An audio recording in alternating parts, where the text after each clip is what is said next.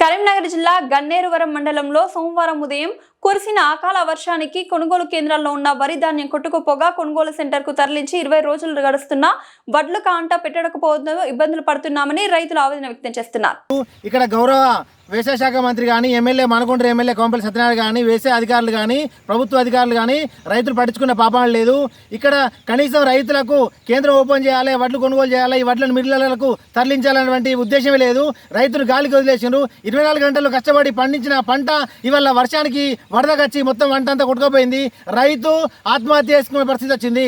కాబట్టి రైతుకు న్యాయం చేయాలి. కనీసం ఒక టార్పల్ ఇచ్చిన వాళ్ళు లేరు. ప్రభుత్వం ఏం చేస్తుంది? లక్షల జీతాలు తీసుకుంటున్నారు. వ్యవసాయ అధికారులు కానీ ఎమ్మెల్యేలు కానీ మంత్రులు కానీ ముఖ్యమంత్రి కానీ లక్షల జీతాలు. రైతు కష్టం మీదనే ప్రభుత్వం బతుకుతుంది. అట్లాంటి రైతుని ఇలా గాలికి వదిలేసి వాళ్ళు ఇలా జల్సాలు చేస్తున్నారు. ఇది రైతు పంటను వెంటనే కొనుగోలు చేయాలి. కొనుగోలు చేసిన 24 గంటల లోపలనే రైతుకు డబ్బులు అందించాలి. తడిసిన ధాన్యాన్ని కొనుగోలు చేయాలి. తడిసిన ధాన్యానికి వాళ్ళు నష్టపరిహారం కట్టియాలి. ఈ గన్నేరు మండల ప్రజల తరఫున మేము డిమాండ్ చేస్తున్నాం.